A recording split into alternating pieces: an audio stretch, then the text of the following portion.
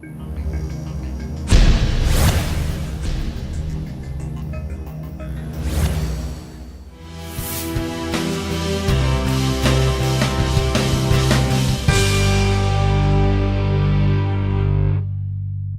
tarde, vamos começar mais uma jornada, essa aqui muito especial. Qualquer reclamação, já falei, é com a Maria Amélia, que programa as aulas, porque ela me passou um tema que de início eu fiquei um pouco intrigado, né? Gestação do mundo novo.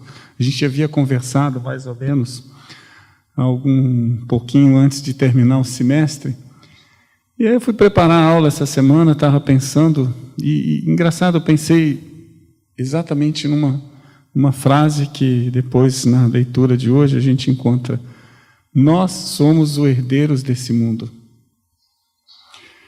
Se a gente pensa que nós temos, por exemplo, acreditamos em vidas sucessivas, e que fazemos parte de uma clã de espíritos que veio para esse mundo, um mundo ainda de privação, um mundo de provas, e que nós estamos nos estágios, nos aprimorando para passarmos para um mundo onde a situação de progresso já é melhorada.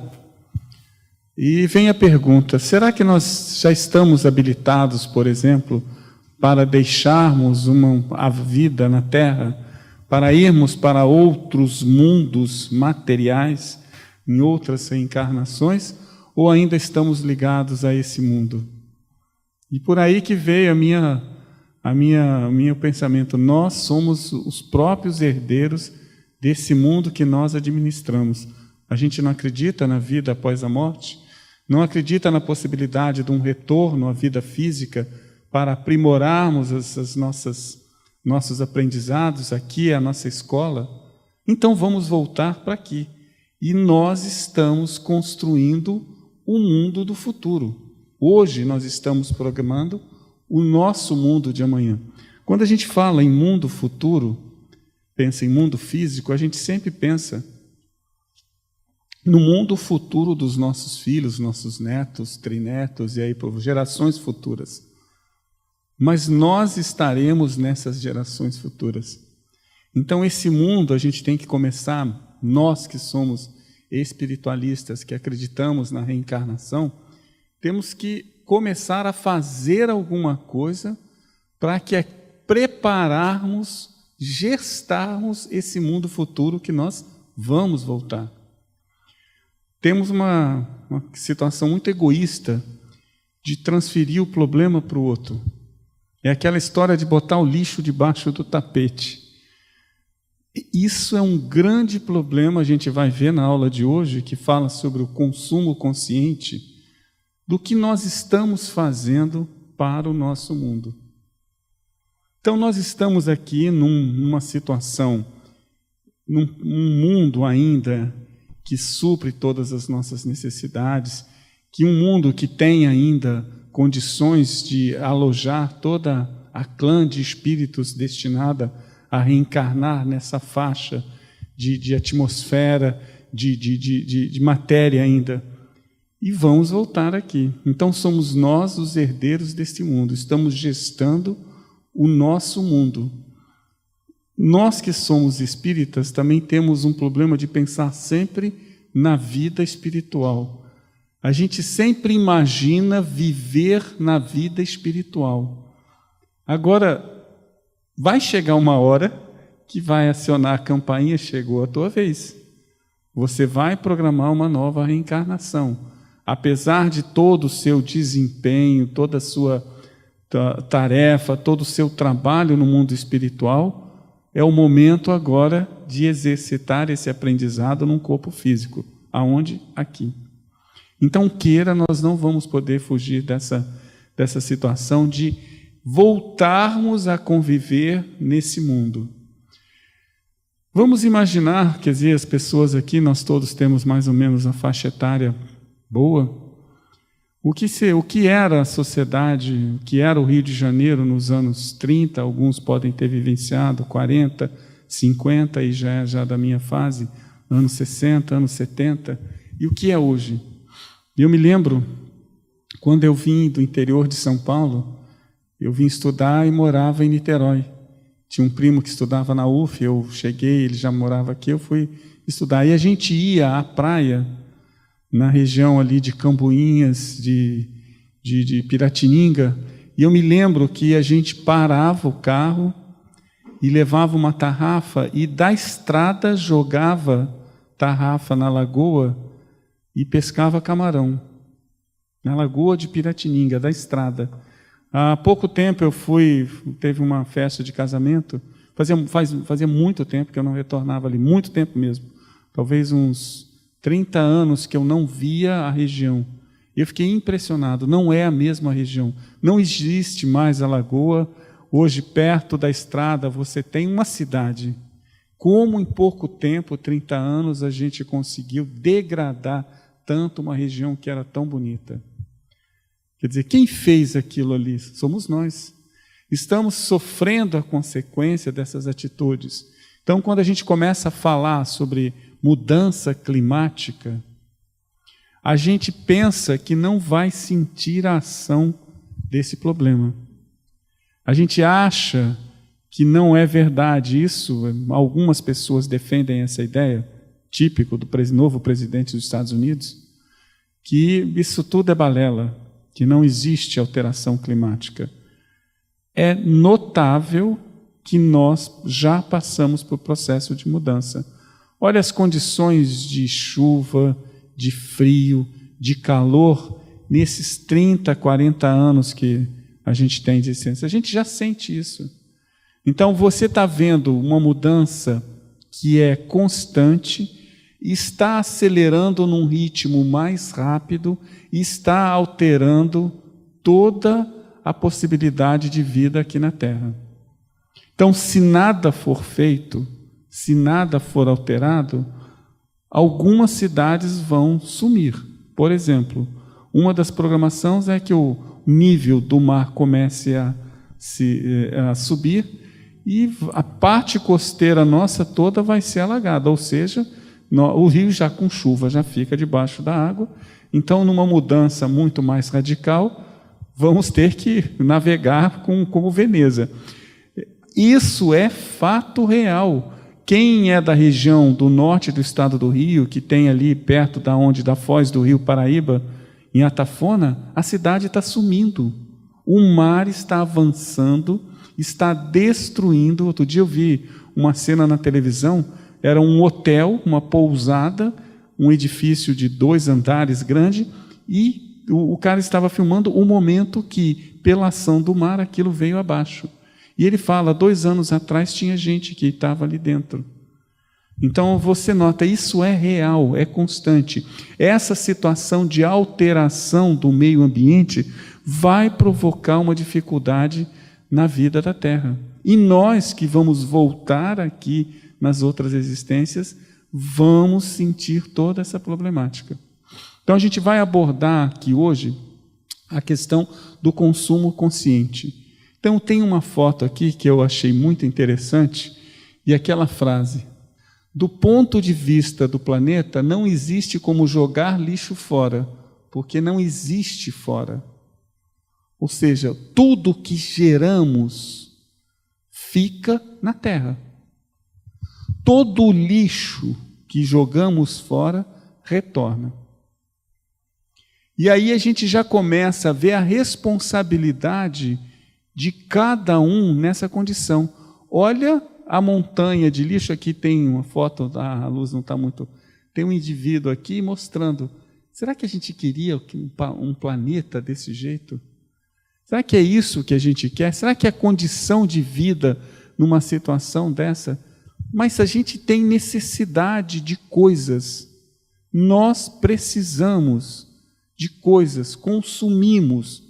Para manter a nossa vida, precisamos consumir.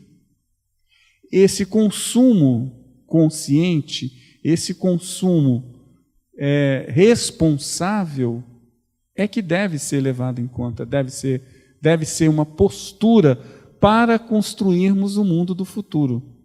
Quando a gente esquece isso e pensa no prazer só do momento, da necessidade aqui e agora, você cai nessa situação de geração de lixo e de consumo desenfreado. Eu ia trazer um vídeo, mas depois eu achei que não daria para projetar por causa do som. Mas é interessante, eu encontrei uma entrevista de algumas pessoas que são ligadas à moda, que fazem moda. E estas pessoas colocam, é impressionante o consumismo da sociedade em função de adquirir coisas novas. Nós geramos modelos, estilos novos para que as pessoas consumam. E sendo que eles, a maioria das pessoas que fazem moda, consomem muito pouco. Então é uma necessidade econômica que é feita, é uma propaganda em cima do consumir, que nós condicionamos hoje uma situação de que felicidade está ligado a ter coisas, a possuir coisas. Então você vê uma situação, celular. O Brasil não tinha celular até a década de 90, era extremamente caro. Então me lembro que os primeiros aparelhos celulares, acho que no Rio de Janeiro chegaram 100, 50, 200, era um absurdo. Você comprava linha de telefone, já era caro, o celular então era imenso. E aquilo foi popularizando, teve necessidade, temos a necessidade da comunicação, é fato. Precisamos dos aparelhos? Sim. Agora você nota que existe lançamentos periódicos de novos aparelhos.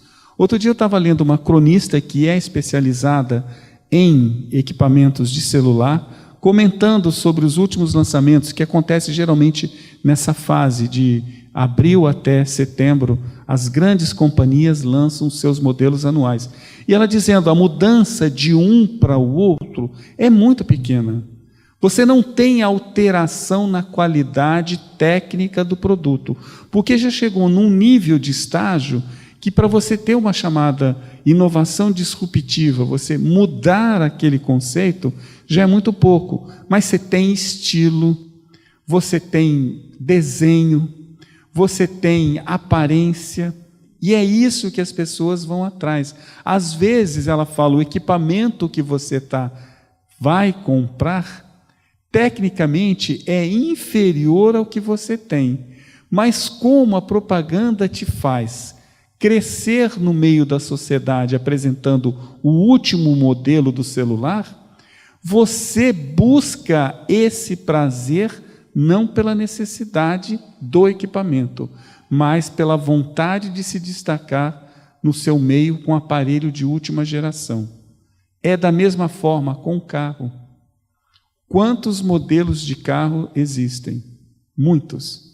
Preços diferenciados, equipamentos diferenciados. E aí, o que acontece? Você compra o teu modelo, o ano que vem, é impressionante, não é nem o ano que vem. Ao comprar e sair da concessionária, teu veículo já desvaloriza. Cada quilômetro que você anda, ele perde valor. E você tem uma necessidade de, periodicamente, começa a te dar uma insatisfação. Você tem que ter, o carro está bom? Ah, tá. O carro serve, você serve. Mas é uma satisfação que é cultural isso. Uma necessidade de mudar, de adquirir, de ter o novo. O aspecto nosso cultural de consumo é induzido muito pela mídia, pelo marketing. São os especialistas que fazem isso. Então, quando você nota, você está numa corrente consumista que vai levar a essa situação do seu lixo. Porque aquilo que você gerou... Eu, na minha casa, devo ter uns 4 ou 5 aparelhos de celular parado. Outro dia eu soube de uma ONG que está fazendo uma campanha com relação à aquisição de aparelhos de celulares antigos, que são para serem descartados ou até doados para outras pessoas. Eu falei, eu vou juntar. Eu tenho 4 parados que não uso, que você vai comprando, vai trocando. Aí eu comecei a ver, quer dizer, você olha o que vem com o celular. Vem um carregador, vem uma caixa, que geralmente tem alguma coisa lá dentro, papel você usa. Olha a energia que foi consumida para produzir esse celular. Olha a energia que foi consumida para produzir a embalagem desse celular. Olha quantas árvores foram abatidas para construir papel que nós jogamos fora. É impressionante, você dimensionando, a gente vai ver aqui isso em números. E somos nós que estamos fazendo isso aqui no nosso planeta. Um planeta que nós seremos os herdeiros dele numa vida futura. Então, a programação desse novo mundo que a gente tanto fala, que seria um mundo mais tranquilo, sereno, um mundo onde as provações já seriam muito mais diferentes, é responsabilidade nossa, o momento é agora. Porque é crítico. A situação da Terra é crítica. Essa semana saiu no jornal, foi quinta-feira, terça ou quarta-feira, uma notícia de um organismo internacional de meio ambiente dizendo: chegamos ao consumo anual da Terra, nós estamos em junho. Ou seja, nós precisamos quase de uma Terra nova, porque o consumo, a geração de coisas está esgotando a Terra. Estamos consumindo além do que ela pode fornecer. Já estamos quase a 1,5, está para chegando a 2.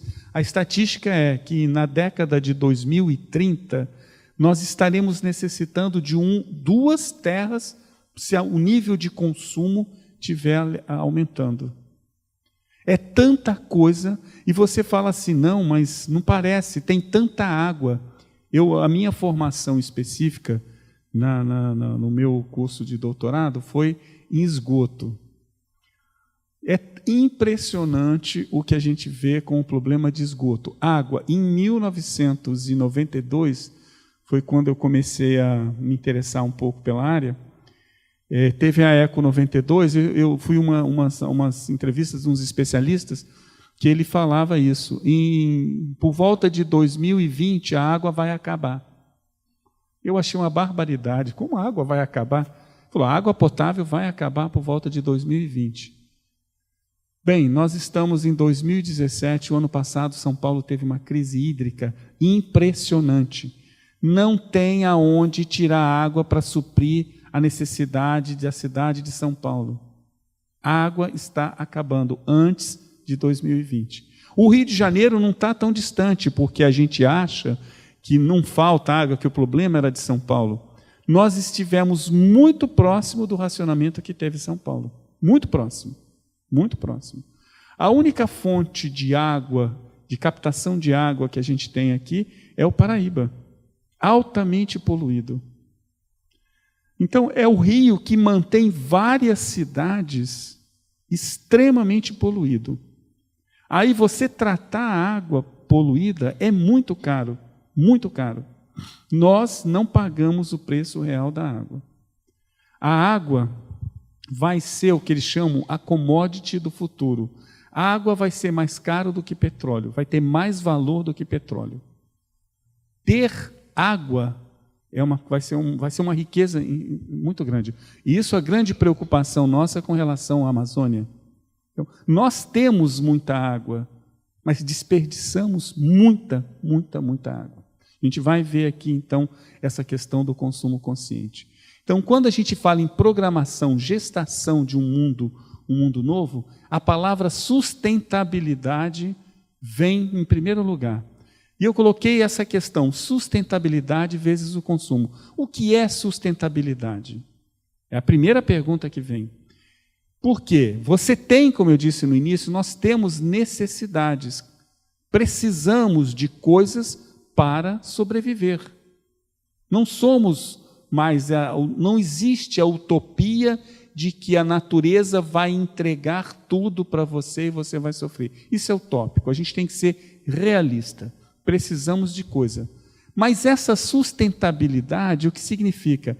É o desenvolvimento que é capaz de suprir as necessidades da geração presente sem comprometer as capacidades de atender às necessidades da geração futura. Então nós vamos pensando nesse quesito, precisamos de coisas, vamos consumir coisas, mas temos que ter o consumo responsável de tal forma que nós não joguemos o problema que vamos causar ao meio ambiente, à terra, para a geração futura. Aí já não é mais a questão da sustentabilidade. Existe essa possibilidade? Existe. Precisamos alterar o nosso comportamento, mudar alguns parâmetros. A gente vai ver aqui as orientações, algumas delas em alguns itens. Então, quando a gente imagina a sustentabilidade, vem a questão da responsabilidade. Eu preciso consumir com responsabilidade. Eu preciso adquirir coisas com responsabilidade. Eu preciso adquirir coisas de quem produz com responsabilidade. Hoje hoje tem um índice de verde dos produtos, que agora no Brasil já está se tornando uma questão com um foco muito maior. Mas na Europa já é muito divulgado. Pessoas só consomem produtos de empresas que têm responsabilidade ambiental. Empresa que não degrada, que não polui, que não destrói, que não comercializa produto que tenha mão de obra escrava. Isso hoje já é muito claro nas sociedades mais conscientes. E isso está ligado à sustentabilidade. Se eu sei que o produtor daquela, por exemplo, carne, ele degrada a floresta, destrói, eu não posso comprar carne dele. Porque, mas o que o boi que eu estou consumindo tem em relação à floresta? Se você não consumir, ele não vende. Se ele não vende, ele muda a forma dele tratar o meio ambiente. Então, hoje, por exemplo, feira de orgânico. Há 15 anos atrás, isso era coisa de riponga, de gente que não tinha o que fazer. Produto orgânico, que é isso? Não tem nada a ver. Hoje, boa parte da sociedade busca um produto que não agride o meio ambiente. Então, é muito mais caro, ainda é. Mas esse ganho que a gente pensa, o produtor que não usa agrotóxico, o produtor que não degrada a natureza perto da área de produção, ele merece o nosso carinho, a nossa atenção. Ele está fazendo uma atividade e você, ao consumir um produto dentro desse padrão, você está ajudando ao meio ambiente. Você está construindo o mundo de amanhã, preservando o que já existe. Aí é responsabilidade de cada um. Então a gente tem que começar a pensar nessas situações. Existem já alterações que veem a questão da sustentabilidade antes da economia? Sim, existe. Várias pessoas, várias instituições, existem organismos que fiscalizam todo esse conceito para que você, que é consumidor, consuma com responsabilidade. Então, por exemplo, é comum a gente ver agora assim, em alguns supermercados que você, por exemplo, produtos com embalagem reciclada. É ótimo. Aquela embalagem é um papel, é uma madeira que já foi utilizada, que volta a ser utilizada. Então, se você tiver o produto que está lá, que faz uso do papel reciclado, dê preferência a ele. Porque o circuito de produção é diferente. Quantas árvores estão poupadas quando você usa papel reciclado? Inúmeras, a gente vai ver aqui no final. Então, essa é a responsabilidade nossa na construção desse mundo do amanhã, que será o nosso mundo. Vamos ainda reencarnar na Terra. Bom, aí vem o lado do consumismo. O que é consumismo?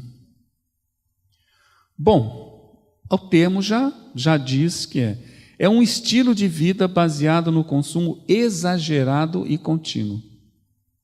Necessidade de consumir, de ter, de lançamento novo, novidade da moda. Você tem que consumir, você tem que buscar, você tem que usar.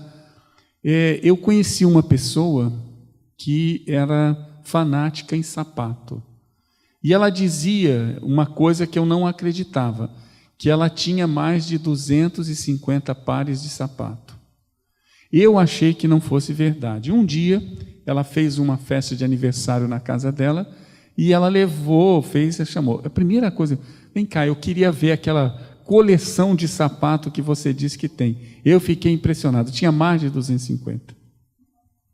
Então imagina o que é ter 250 pares de sapato.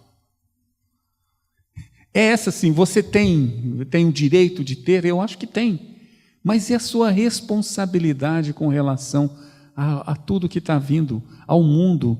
Quer dizer, o que foi gasto na produção daquilo lá. E a gente fala, bom, esse caso, quantas roupas você tem dentro do seu armário que você não usa? A Glorinha Calil, aquela estilista, ela fala uma coisa muito bacana. Se tem algum objeto na sua casa que tem mais de 3 meses que você não usa, passe para frente, porque você não vai usar mais. Então, a gente tem essa mania. Nós fomos criados numa situação social, durante séculos e séculos e séculos, que esse problema da sustentabilidade não tinha o peso que tem agora. E fomos viciando nesse consumismo. Aí vem toda a indústria associada com o marketing, os produtos, o lançamento, você continua consumindo. E você fica insatisfeito, infeliz, quando não consome. Tem gente que é assim, que quando não compra, tem enxaqueca. Eu conheço. Quando está deprimido, tem que comprar. Mas você vai comprar isso, você não vai usar. Mas eu quero. Tem coleção de coisas que não usa, é impressionante. Uma pessoa que não cozinha, tem uma coleção, talvez, acho que umas 4 jogos de panela de aço inox diferente. Olha, é verdade, é uma necessidade de ter, porque é bonita, porque é isso, tudo bem, são bonitas, mas e aí? Então, esse consumo exagerado e contínuo é que define o que a gente chama de consumismo. Bom, aí vem o lado que a gente vê que está associado com a propaganda e com o que é divulgado. A aquisição de bens e produtos é sinônimo de prestígio social e bem-estar. Então, quando você é aquele que tem 200 pares de sapato, você já é visto diferente. Nossa, que aquela pessoa tem 200 pares de sapato. Olha, você se destaca. A própria sociedade começa a colocar dessa forma. Eu conheço um casal que tem um apartamento só para guardar as coisas. Um apartamento. E eu, quando entrei no apartamento, achei no apartamento que eles residem. É num andar diferente. Fiquei impressionado com o número de coisas que eles colecionavam. Impressionado. Ele falou, não, mas isso aqui não é. A gente tem um apartamento a 2 andares abaixo, que eu comprei, que é para guardar o que a gente tem. Caramba! É impressionante. Você tem coisas que estão estocadas. Quantos anos tem coisa ali dentro que você não vê? Então, isso é um sinônimo, parece que o cara tem um apartamento de coisas. Quer dizer, convenção de quem consome muito é uma pessoa bem de vida. É uma pessoa que se destaca socialmente. Isso é um vazio tremendo. É isso que a gente precisa acabar para construirmos esse mundo do amanhã. Então você imagina como é que se todos nós consumíssemos desse jeito, onde estaríamos? E para você consumir, você imagina Vamos citar o caso novamente lá dos sapatos. O que foi gasto na produção daqueles sapatos? Quantas caixas de sapato, de papelão, o transporte para transportar aquilo tudo? A gente não vê o custo ambiental de um produto, você só vê o produto em si, mas tem toda uma carreira produtiva consumindo. É muito grave essa situação. E isso é o que nós estamos fazendo aqui para o nosso mundo. Bom, vamos lá na terceira característica do consumismo, né? A sociedade em si, ela está doente. Ela precisa mudar a sua postura. Então, se nós aqui que estamos discutindo a construção, a geração do mundo do amanhã, compete a nós começarmos essa mudança, sermos mais conscientes naquilo que estamos consumindo, termos a noção de que isso que nós estamos fazendo vai interferir na nossa vida futura aqui na Terra. Então, é grave o momento? Existe situação de mudança? Sim. Porque daqui a pouco o ambiente vai estar de tal forma hostil que tornar-se-á tão mais difícil vivenciar aqui a nova experiência. Então, vamos mudar? Vamos mudar. Vamos apoiar as manifestações para um mundo mais de consumo responsável? Sim. Vamos exercer essa avaliação de quando a gente vai consumir. Será que eu preciso disso aí? Será que a minha necessidade realmente precisa que eu troque o meu celular, que eu troque o meu carro, que eu consuma a moda do jeito que eu tenho consumido? É uma interrogação que fica. Porque os valores que nós temos sociais estão ligados. Status está relacionado com poder de aquisição. E os valores reais estão sendo muito colocados para trás. Hoje a sociedade apresenta um vazio muito grande de valores, né? Bom, vamos em frente. Uma das coisas que se colocam muito de que o problema ambiental está relacionado com o número de pessoas que estão na Terra.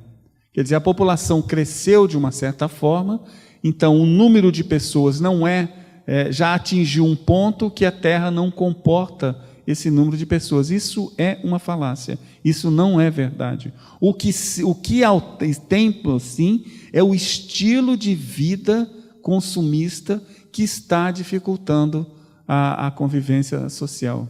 Não é o número de pessoas. Nós temos condição, a Terra teria condição de dar vida decente a todos? Sim, teria. Só que boa parte da humanidade está numa corrida desenfreada de consumo. Talvez uma boa parte também nem tenha acesso a isso. Não tem. A questão de sobrevivência em alguns pontos do nosso planeta é dramática, dramática. Enquanto há um desperdício imenso, em outras pontas uma carência, de tal forma que a média ainda está dentro da condição de sobrevivência. Mas não é o número de pessoas, é o estilo de vida das pessoas. Essa instituição, WWF, é comum a gente ver propaganda, aquela que tem um pandazinho no desenho dela, ela tem WWF, tem uma sombra que forma um panda, é o World Wide Fund for Nature. Ela estima que nós utilizamos todos os anos 50% mais do que os recursos naturais que o planeta pode oferecer. Essa semana saiu no jornal O Globo, terça ou quarta-feira. Hoje encerramos um ano de produtividade da Terra. No meio do ano, nós estamos agosto, começando agosto.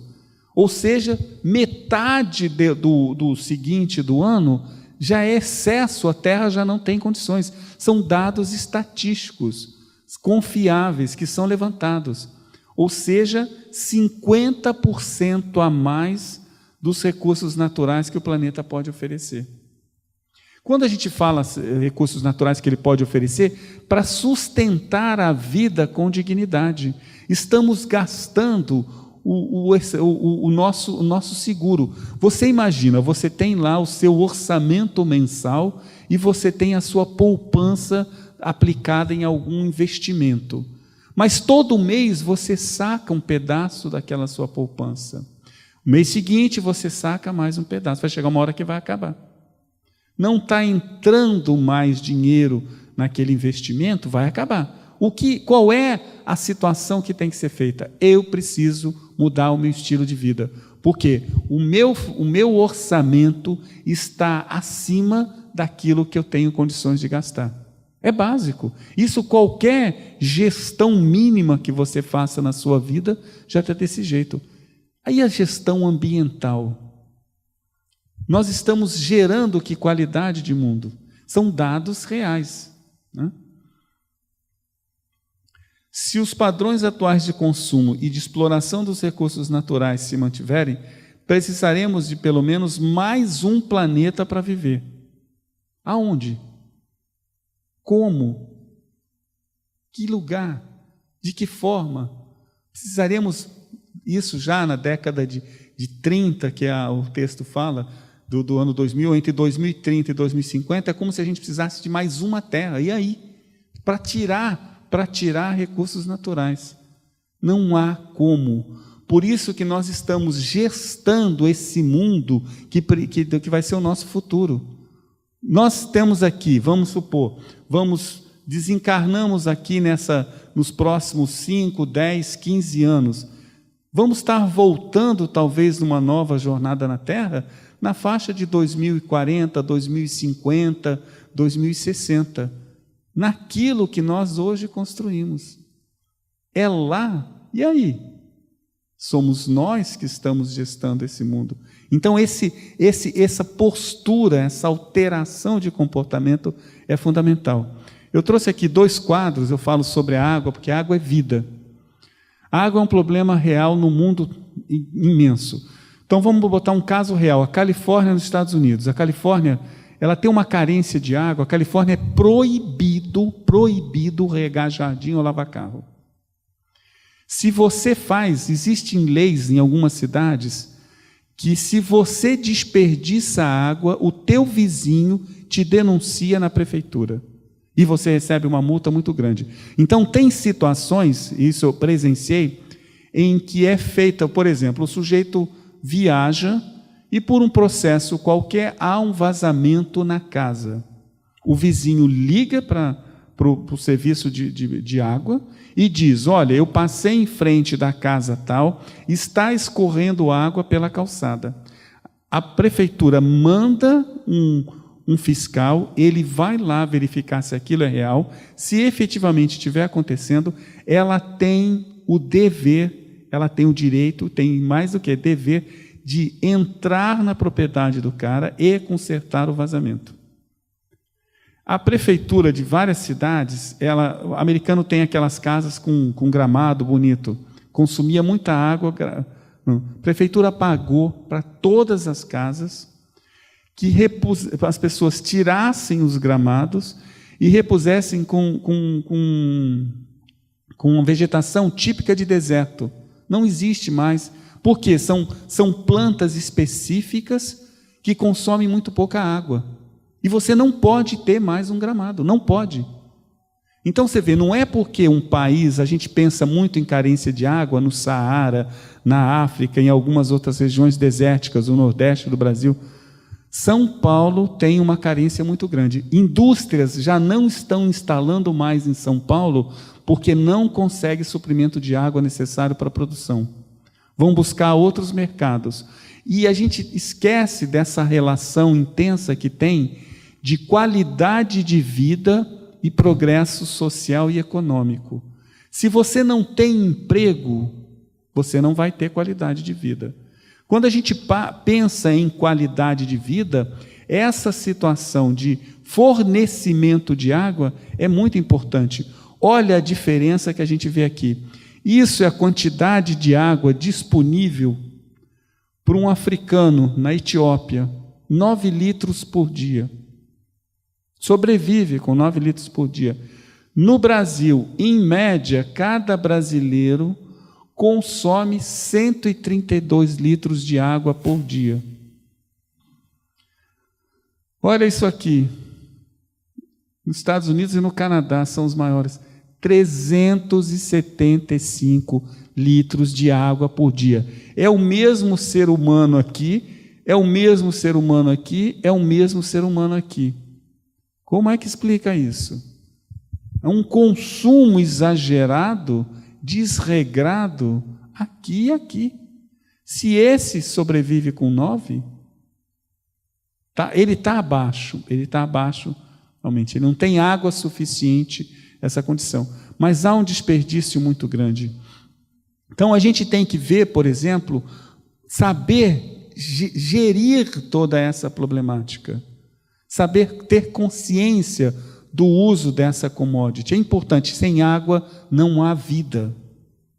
E nós precisamos. Aí vem um pouco mais assim detalhado, eu trouxe esse quadro que aqui mostra qual é a situação nossa, por exemplo, que a gente pode poupar água. A que a gente gasta mais, isso aqui no Brasil, o maior consumo de água numa residência são nesses 2 pontos aqui. Primeiro é banho, segundo é vaso sanitário. Maior consumo, em torno de 24, 18 litros. Bom, você tem toda essa parte aqui, vamos chamar que seria a parte de higiene pessoal. A parte de sobrevivência, nossa, manter a vida, olha a condição que é, 2 litros por dia. Então, essa é a necessidade fundamental, 2 litros por dia. Isso aqui não tem como. Aqui nós temos a média anual, a média ideal pela Organização Mundial de Saúde, seria 50 litros por dia. Então, a gente vê lá lá aquela região da África, da Etiópia, então até 20 litros eles dispõem. Na Etiópia, que é pior ainda, 9 litros. 50 seria a necessidade pela Organização Mundial de Saúde.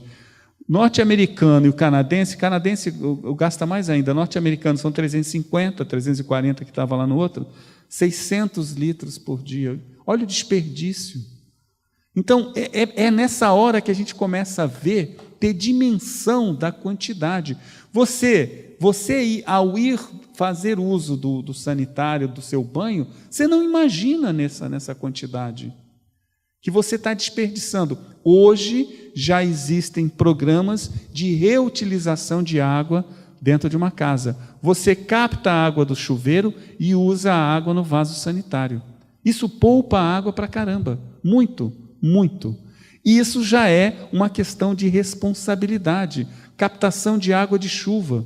Vê como os parâmetros estão mudando. Estão mudando porque as pessoas estão se tornando mais conscientes, mas também porque a água está se tornando cada dia mais caro. É um produto que vai se esgotar e cada vez vai ser mais caro. Então, até a necessidade básica nossa, que é a água para sobreviver, ela sofre um certo risco.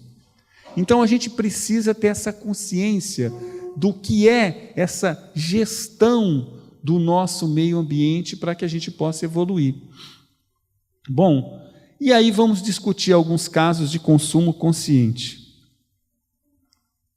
Bom, primeira coisa, uma postura, ser seletivo na compra de alimentos.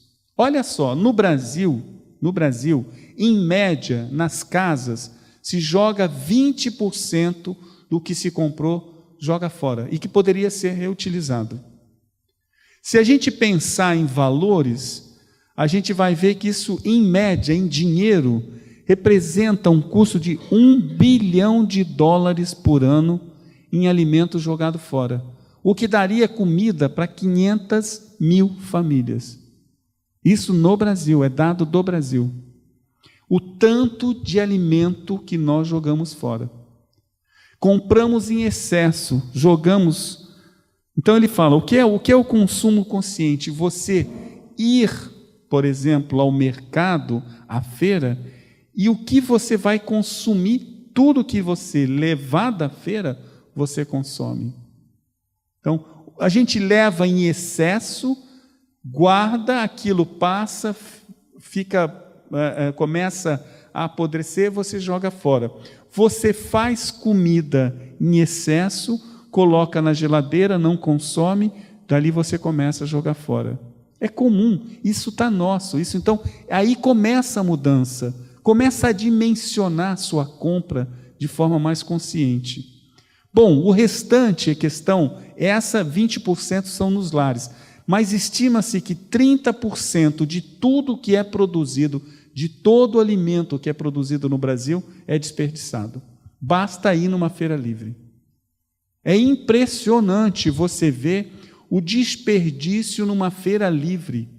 O desperdício de semente, a gente vê várias vezes na televisão, aqueles caminhões que transportam semente e vão caindo pelo meio do caminho, transporta de um ponto ao outro, carregando, onde vão geralmente para embarque de navio.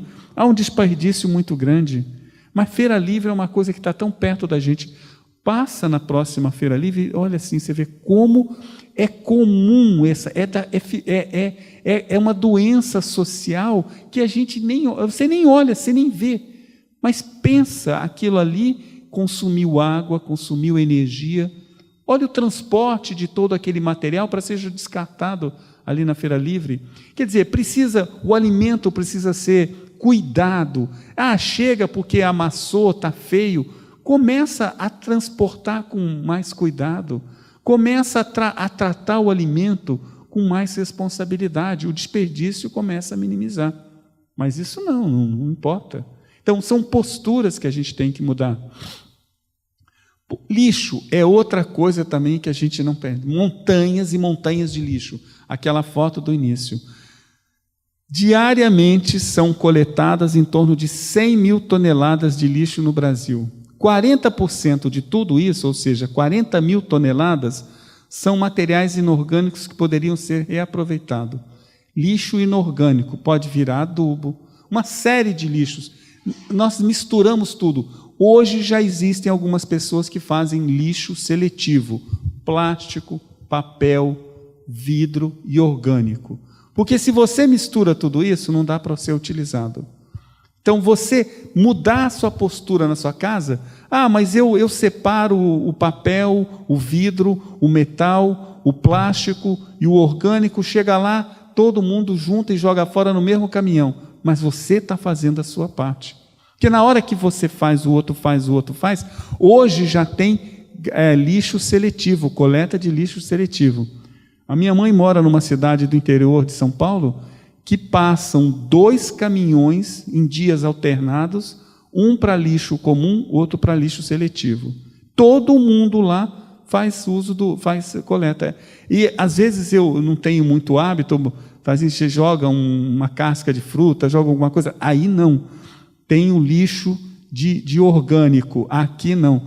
Mudou, você vê, e é uma pessoa com uma idade muito mais, mudou a concepção do ter lixo. Recolhe o lixo todo seletivo, tudo separado.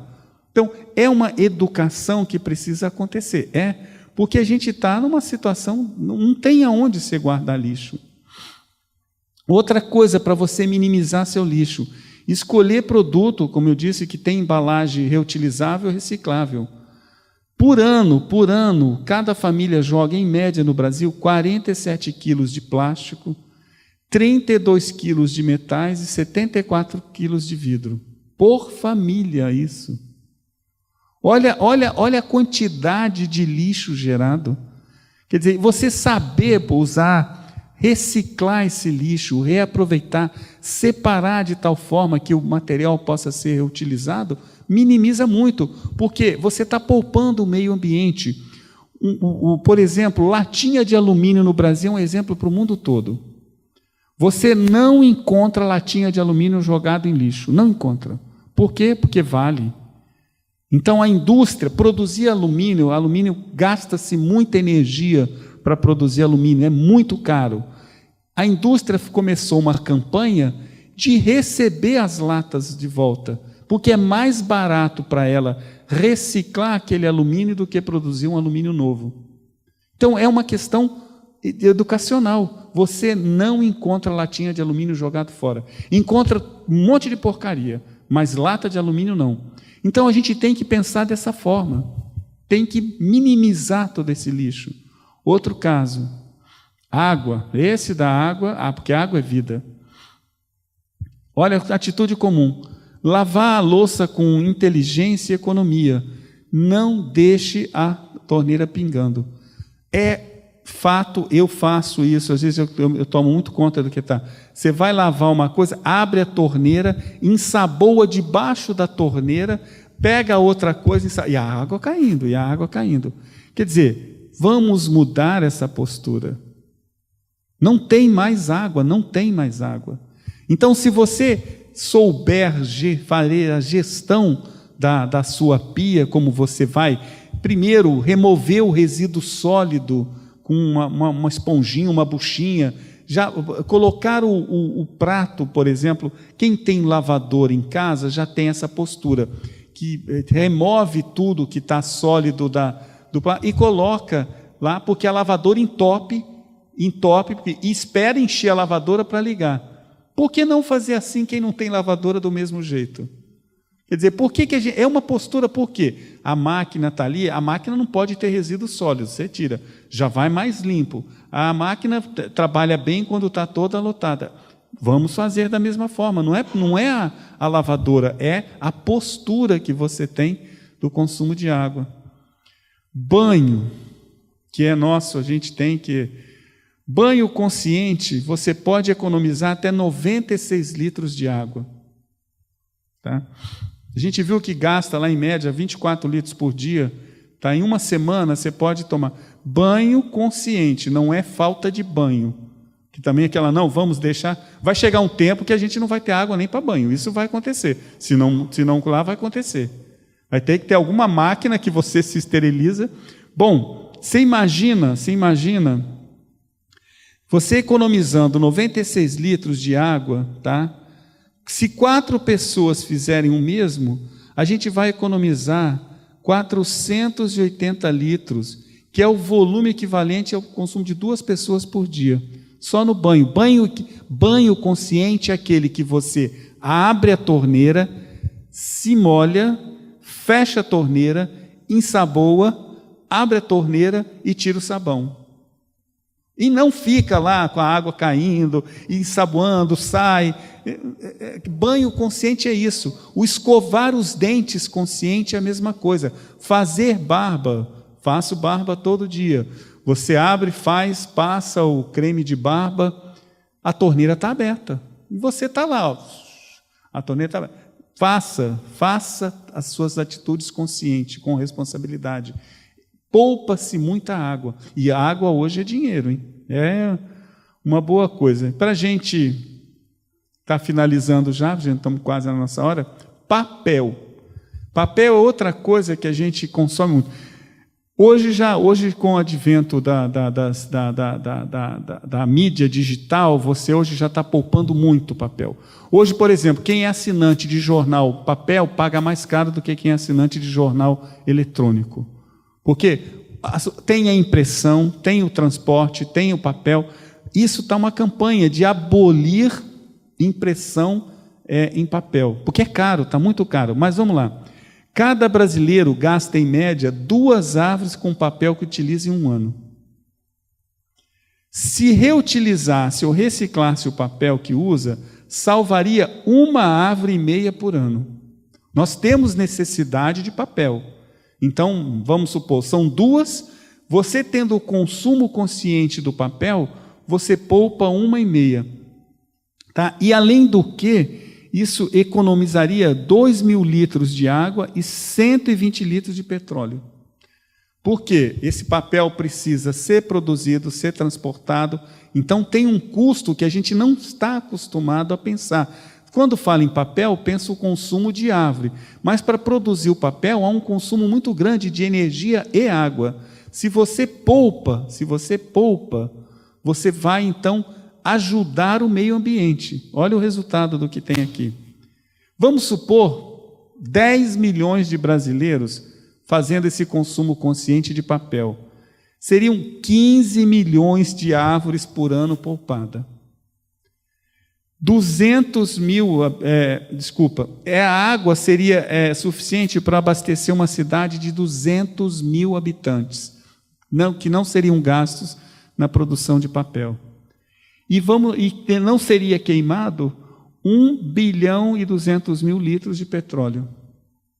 Isso se a gente tiver o consumo consciente, não é não consumir, ter responsabilidade no papel.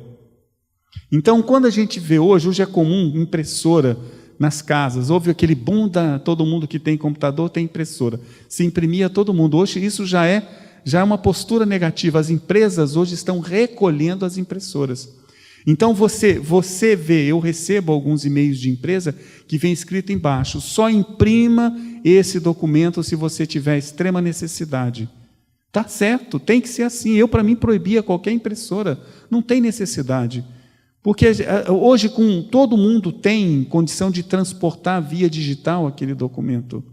É tão caro e o custo de produção de papel está ficando alto. Então você imagina o que seria poupar 150 milhões de árvores. Olha a qualidade do ar que nós respiramos. E olha a qualidade de vida para esse mundo futuro que a gente está gestando agora. Então é essa a condição. E termina a nossa aula com esse alerta. Cuidado, ou o consumo pode te consumir. É nosso alerta dessa questão. Vamos gestar, vamos pôr em gestação esse nosso mundo de acordo com o que a gente imagine que seja um mundo melhor. Mas nós estamos construindo aqui aquilo que nós que acreditamos na reencarnação vamos vivenciar. Então são posturas que precisam ser avaliadas. O tema é extremamente interessante que a gente vai abordar sobre esse aspecto aqui. A questão da sustentabilidade na visão da doutrina espírita. E não adianta fugir, porque a gente vai sofrer a consequência na nossa próxima reencarnação. A gente vai se encontrar muito aqui ainda nesse mundo, né?